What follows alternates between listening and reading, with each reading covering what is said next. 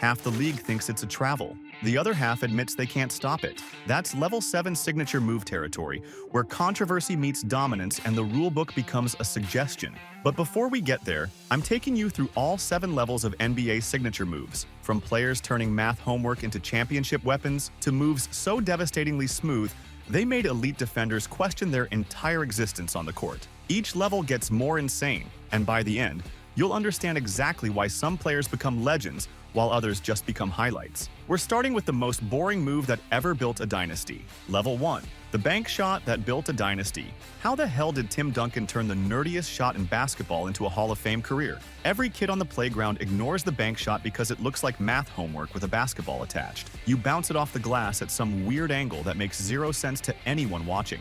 But this dude made it his signature weapon while everyone else was trying to look cool. While flashy guards were breaking ankles and throwing no-look passes, Duncan was calculating angles like he had a protractor built into his brain. He'd post up, take that awkward-looking shot that bounced off the backboard, and somehow it went in every single time. Duncan became known as the big fundamental for a reason. The bank shot looks like something your dad would teach you in the driveway, not something that wins championships. The bank shot isn't sexy. It looks awkward as hell and sounds boring when you try to explain it to people. You're basically admitting you can't make a clean shot, so you need the glass to help you out. Most players see it as a backup plan when they're out of position or the defense is collapsing. But here's the thing about that boring bank shot. When defenders are closing out hard and getting their hands up to contest your shot, that glass becomes your best friend. It gives you an extra angle they can't possibly contest. They can wave their arms all they want, but the ball's taking a path through the air that completely bypasses their outstretched hands. Duncan perfected this move through pure repetition. He turned what looked like a backup plan into his primary offensive weapon. Thousands of hours in practice, shooting the same angle over and over until it became automatic. While other big men were working on fancy footwork and post moves, Duncan was mastering geometry on a basketball court. Coaches loved teaching the bank shot because it worked in any offensive system and never relied on athleticism or flair. You didn't need to jump out of the gym or have lightning-quick reflexes. You just needed to understand the angle and put in the work to make it consistent. It was like having a reliable car instead of a flashy sports car that breaks down. The irony is ridiculous when you think about it. While everyone else was chasing highlight reels and SportsCenter top plays, Duncan was building a legacy on the most fundamental shot possible. Other players were doing windmill dunks and behind-the-back passes, but Duncan was winning games with basic geometry. 5 championships later, that boring bank shot proved that greatness comes from perfecting the practical, not the flashy. Duncan's approach showed that you don't need to reinvent basketball to dominate it. This is what separates signature moves from playground tricks. Consistency trumps cool every single time, and Duncan's bank shot was the most consistent weapon in basketball for 2 decades. But not every signature move is about boring fundamentals. Some moves are designed to make defenders look foolish in front of millions of people. Level 2. When crossovers became ankle insurance claims. Allen Iverson and Tim Hardaway turned the crossover from playground trick into a legitimate weapon that sent defenders to the emergency room. Some guys just dribble the ball between their legs and call it a crossover. Then you have the masters who turned it into ankle-breaking art that destroyed careers and created highlight reels. Tim Hardaway's UTEP two-step had a college name but was destroying NBA defenders with tighter, more quickly executed ball movement that looked like he was operating some kind of basketball machine gun. This dude would execute a series of rapid-fire dribbles, feinting one direction before exploding past his defender with pure agility. The move was compact, efficient, and absolutely ruthless in its execution. Then Allen Iverson came along with his wider crossover that used his long wingspan to stretch and bait defenders before making Michael Jordan look mortal on national television. AI's version was different from Hardaway's tight burst style. Iverson would extend the ball further out, drawing the defender's attention and momentum like he was casting a fishing line, then quickly pull it back and drive past them with a dramatic shift in pace. Hardaway's move was all about that quick burst. Freeze the defender with the fake, then explode past them before they could recover their balance or change direction. The UTEP two-step relied on rapid, compact movements designed to get defenders off balance with lightning-quick changes of direction. Defenders were left either stuck in place or even worse with broken ankles, validating every insurance claim joke ever made about crossovers. Iverson's version was more deliberate theater. He'd load up, stretch the defender with that wingspan, then watch them stumble trying to keep up with his change of direction. The wider motion served to bait defenders into committing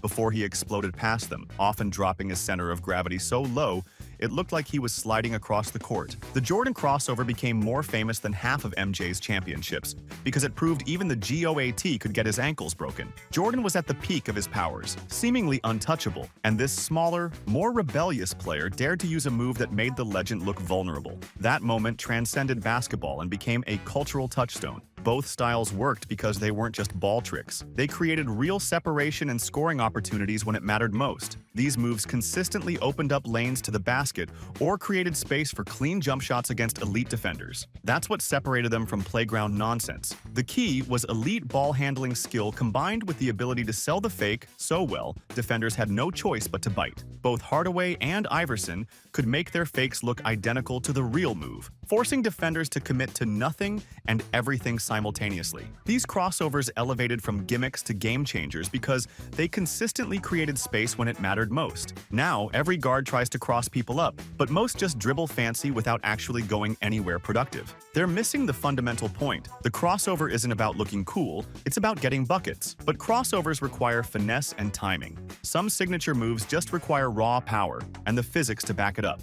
Level 3. The Black Tornado that broke basketball. Shaquille O'Neal's Black Tornado had the most intimidating name for what was basically spin around and dunk, because nobody can stop 350 pounds of diesel power. When Shaq posted up, defenders knew what was coming but were powerless to stop the inevitable destruction. You could see it in their eyes, that look of resignation when this massive human being backed them down toward the basket. The move looked simple on paper. Post up, lean into the defender, spin off, and finish with authority. But stopping it was impossible because Shaq combined ridiculous size with deceptive athleticism. Defenders would try to hold their ground, but holding your ground against a freight train doesn't work in basketball any better than it works in real life. This dude would establish position in the paint, then lean his entire frame into whoever had the misfortune of guarding him.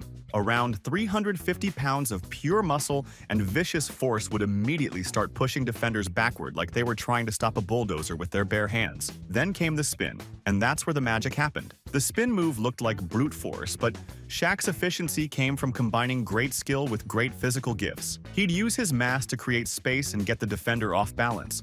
Then his footwork would find the perfect angle for an uncontested dunk. The timing had to be perfect because spinning that much weight requires serious coordination and understanding of leverage. Defenders would bounce off him like pinballs while he calmly spun to the basket for another thunderous dunk. You'd watch grown men who were elite athletes in their own right get tossed around like they weighed nothing. The sound of those dunks could be heard throughout entire arenas, and the backboards would shake like they were about to collapse. The most fearsome part wasn't even the raw power. It was how smooth he made it look despite being a literal giant among men. Shaq moved with the grace of a much smaller player, which made zero sense when you considered his size. That combination of mass and mobility broke defenders' brains before it broke their ankles. Teams had to completely restructure their defensive schemes just to account for one player's signature move. The infamous hack-a-Shaq strategy became common because teams were so desperate to stop him from getting to his spot, they'd rather send him to the free throw line than deal with the Black Tornado in the paint. The Black Tornado proved that when size meets skill and precision footwork, you get a move that tilts entire games. He led the league in FG% a record 10 times.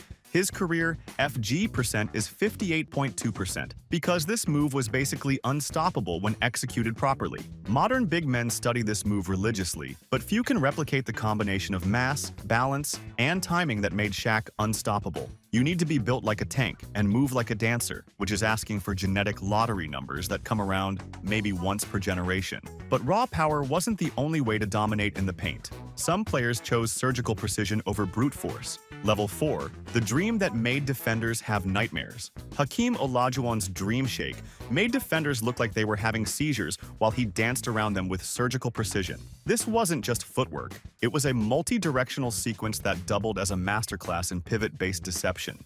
When Hakeem got the ball in the post, you knew something beautiful and devastating was about to happen. The move was so smooth and effective that Hakeem ran camps teaching the dream shake and other post moves to stars like LeBron and Dwight Howard, yet none could master it. Think about that for a second. The best players in the world would pay money to learn this move, practice it religiously, and still couldn't pull it off at anywhere near Hakeem's level. Olajuwon would pivot, counter-pivot, ball fake, and spin in one fluid motion that left defenders spinning in circles. The sequence looked like a dance routine choreographed by someone who understood physics better than the laws of basketball. He'd establish position, then start the show with a series of movements that flowed together like water. The beauty was in the deception. Every fake looked like the real move, forcing defenders to commit to nothing and everything simultaneously. When Hakeem pump faked, it looked identical to his actual shot. When he pivoted one direction, defenders had to respect it because he could absolutely go that way. What made it even more devastating was that Hakeem performed post moves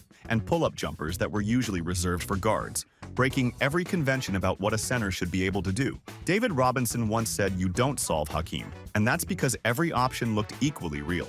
What made it unstoppable was the perfect balance and feel for space that came from countless hours of practice and repetition. Hakeem's background in soccer and handball gave him footwork that most basketball players could never develop. He understood body positioning and leverage in ways that seemed almost supernatural. Modern big men study film of the dream shake religiously, but reproducing its efficiency under NBA pressure is nearly impossible. You can learn the steps, practice the pivots, and understand the concept, but executing it against elite defenders who know it's coming requires a different level of mastery. Shaq admitted that Hakeem had about 5 moves, then 4 counter moves, giving him 20 different options. The move required not just footwork, but court vision, timing, and an almost psychic understanding of how defenders would react. Hakeem could read body language and anticipate defensive reactions before they happened. He'd see a defender lean one way and already be moving to exploit the opposite direction. The Dream Shake proved that the most elegant moves look effortless, but rest on a foundation of obsessive preparation. What appeared smooth and natural on television was actually the result of thousands of hours perfecting every angle, every fake, and every counter movement until they became automatic. Today's soft big men learn the steps, but lack the killer instinct and spatial awareness that made Hakeem's version legendary. They can mimic the motions, but they can't replicate the predatory instinct that turned footwork into psychological warfare against opposing centers. But even the most complex footwork couldn't prepare defenders for what came next. Some moves didn't require fancy pivots or deception, just the ability to defy gravity itself. Level 5. Fadeaways that defied physics and hope. Michael Jordan's fadeaway was impossible to contest because his unmatched leaping ability let him jump higher than your hopes and dreams while falling backward through the air. The fadeaway became the most uncontestable shot category when performed by elite athletes with perfect mechanics and timing. When MJ got the ball in his spots, defenders knew what was coming but couldn't do anything about it. Then Dirk Nowitzki came along with his one-legged fadeaway that looked like a flamingo having a stroke but was completely unguardable at 7 feet tall. This dude took everything we thought we knew about shooting mechanics and threw it out the window. Dirk lacked athleticism and couldn't jump backward and shoot a fadeaway like Kobe and MJ did. So he perfected this unconventional one-legged move that looked ridiculous but worked better than anyone could have imagined. Jordan's version was the archetype: vertical elevation, flawless footwork, and backward lean that turned defense into pure despair.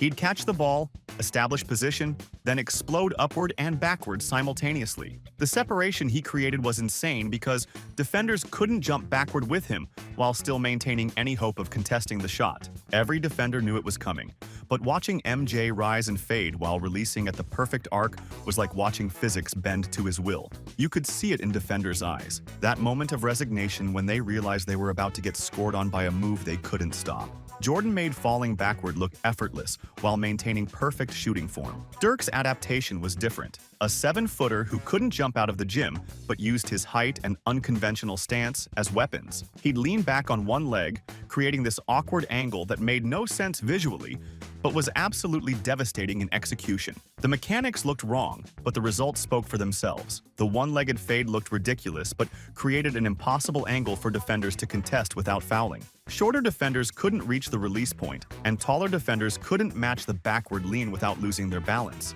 Dirk turned his limitations into advantages through pure innovation and repetition. Both versions required mastering the balance between backward momentum and forward shooting motion. That contradiction is what made these shots so difficult to execute and so devastating when perfected. You're literally fighting against basic physics while trying to maintain perfect shooting form under pressure from elite defenders. The synergy of exceptional height and refined shooting mechanics enabled both players to develop fadeaway shots that consistently defied defenders at the highest level of competition. These moves became signature weapons that were nearly impossible to stop, defining entire careers and creating nightmares for opposing coaches. These fadeaways proved that height plus mechanics can create shots that defy defenders even at the highest levels of competition. Both Jordan and Dirk understood that perfecting one nearly uncontestable shot was better than having 10 decent ones. Now every player tries fadeaways, but most just fall backward while throwing up prayers instead of maintaining proper shooting form. But American players weren't the only ones developing moves that broke defenders' brains. Some of the most devastating signature moves came from overseas, bringing footwork patterns that caught the entire league off guard. Level 6. International moves that conquered America. Manu Ginobili's Eurostep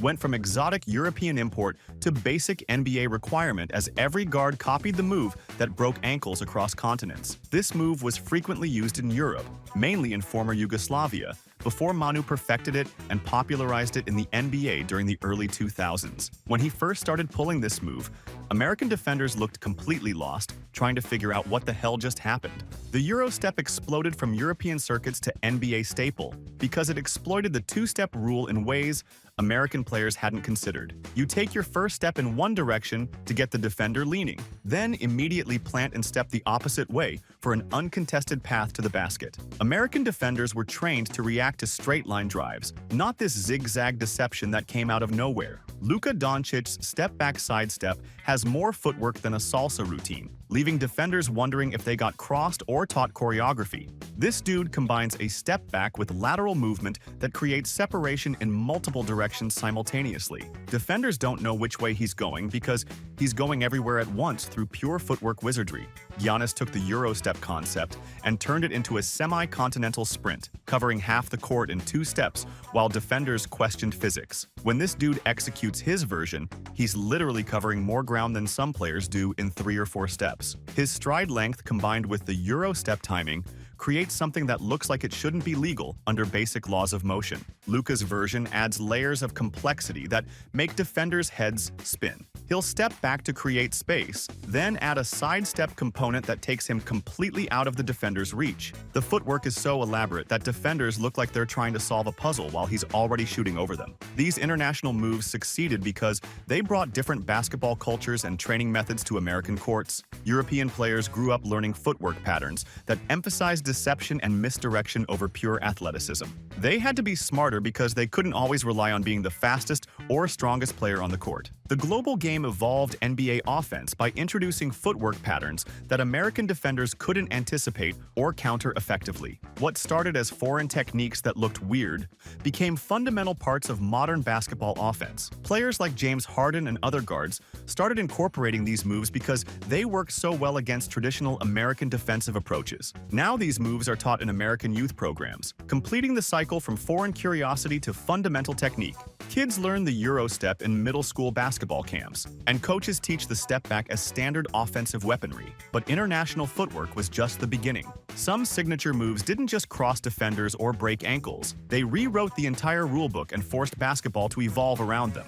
Level 7. The moves that rewrote basketball's rules. Kareem Abdul-Jabbar's skyhook looked ridiculous, but carried him to the all-time scoring record through pure geometric impossibility. Some moves don't just dominate games, they transform how the entire sport is played and defended. When a signature move forces coaches to redesign their entire defensive strategy, you know you're dealing with something that transcends individual brilliance. Steph Curry turned deep threes from bad shots into game breakers, creating the pace and space era while purists cried about ruined basketball. Before Curry, shooting from 30 feet was considered a desperation move or bad shot selection. This dude made it routine, forcing defenses to guard him at half court and completely changing how basketball spacing works. The skyhook was unstoppable because of its release point. Even 7-foot defenders couldn't contest a shot released at full extension above Kareem's head. The angle was mathematically impossible to defend. You'd need to be 8 feet tall with 10-foot arms to even get close to blocking it. Kareem developed this move as a young player because it was the only shot he could shoot that didn't get smashed back in his face, then perfected it into the most unguardable shot in league history. Curry's revolution moved the game 23 feet from the rim and beyond, forcing defenses to guard empty space and changing offensive spacing forever. Teams went from averaging fewer than 25 three-point attempts per game to making the three-pointer their primary offensive weapon. The shift was so dramatic that 7-footers now space the floor beyond the arc, something that would have been unthinkable before Curry's influence. James Harden's step back is so controversial that half the league thinks it's a travel, while the other half admits they can't stop it. This dude built his entire offensive identity around exploiting the nuances of the rulebook, pushing boundaries of what's legal while creating an unguardable scoring move. The controversy proves its effectiveness. When defenders complain about legality instead of trying to stop it, you know you've created something special. These moves succeeded because they exploited rules and spacing in ways that forced the entire league to adapt or get left behind. The skyhook used physics and release point advantages. Curry weaponized previously inefficient shot locations. Harden manipulated rule interpretations to create separation that looked impossible but stayed within the rules. Game-changing moves alter the strategic fabric of basketball by making the impossible routine and the routine obsolete. They force defensive innovations, inspire rule discussions, and influence how the sport is taught at every level. When youth coaches start teaching these techniques as fundamentals instead of exceptions, you know they've reshaped basketball permanently. When a signature move forces rule discussions and defensive innovations, you've transcended individual success to reshape the sport itself. These aren't just personal weapons. They're evolutionary leaps that push basketball forward and leave permanent marks on how the game is played. But signature moves aren't limited to offense. Sometimes the most legendary moments come from the other end of the court. The defense that defined finals history. Hakeem Olajuwon proved defense can be a championship signature moment